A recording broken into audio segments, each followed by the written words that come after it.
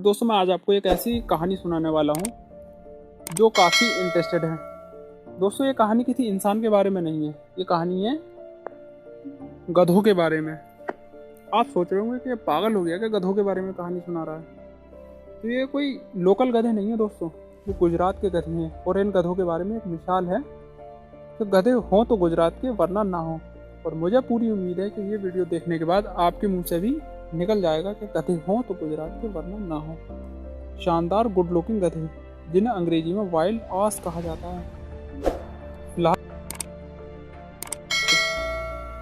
तो चलिए शुरू करते हैं आज की कहानी। दोस्तों इन गधों का राज एक वक्त में पाकिस्तान के सिंध, राजस्थान, अफगानिस्तान जैसे अखंड भारत के विभिन्न इलाकों तक फैला था, मगर वक्त के साथ इनका इलाका सिकुड़ गया और गुजरात के कच्छ तक ही रह गया। इन गधों का वैज्ञानिक नाम इक्वस फेमिनिस फुर होता है। ये नाम किसी रोमन के राजा से कम नहीं है और शान भी किसी राजा से कम नहीं है इनकी।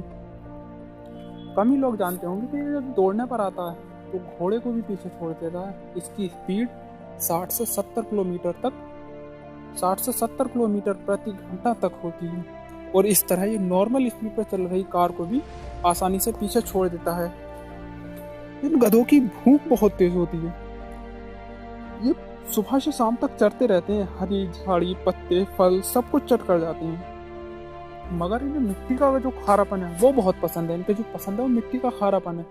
ये मीठापन इतना पसंद नहीं करती हैं। गधे के जो शिकार के किस्से हैं, इन गधों के जो शिकार के किस्से हैं वो बहुत कम मिलते हैं। लेकिन अकबरनामा में सम्राट अकबर द्वारा जंगली गधों के शिकार का चित्र मिलता है।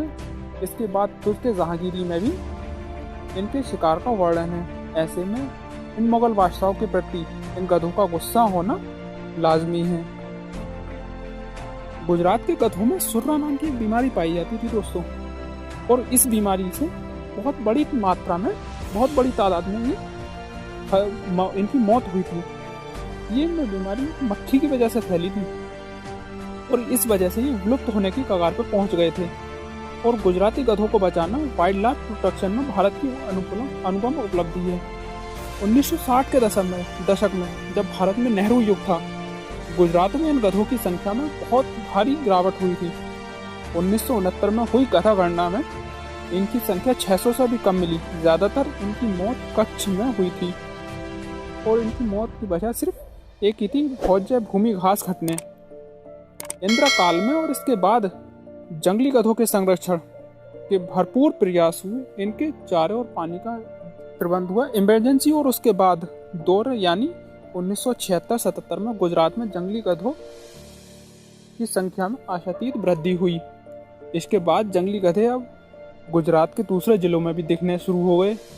आज गुजरात के जंगली गधे आखिरकार खतरे से बाहर हैं कि गुजरात के अलावा दूसरे प्रदेशों में भी आसानी से दिखाई दे सकते हैं।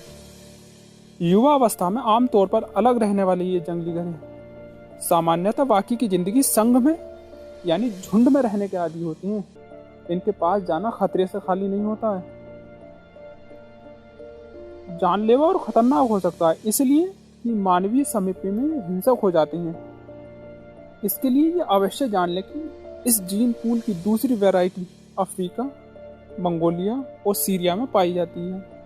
न जानने वालों को यह भी बताना उचित होगा कि मंगोलिया चंगेज खान के लिए प्रसिद्ध है। कुल मिलाकर गधों को घोड़ों की तरह शांत या सामान्य गधों की तरह समझना बहुत बड़ी बेवकूफ़ी हो सकती है।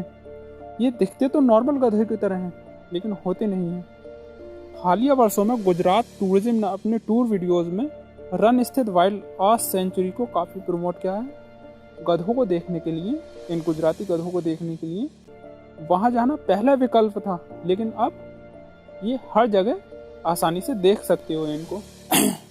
ये इतनी स्पीड से फैल रहे हैं दोस्तों, बहुत स्पीड से गधे फैल रहे हैं। इनकी जो तादाद है बहुत स्पीड से बढ़ती जा रही है और इसी वजह से इनको कहा जाता है कि गधे हों तो गुजरात की वरना ना हो, क्योंकि इतनी मुश्किल परिस्थिति में भी, बिल्कुल ख़त्म होने की कगार पे भी, उसके बाद जिस तरह से इन्होंने अपने आप को संभालना शुरू करा है और आज भी भारत के हर कोने कोने में पाए जाते हैं।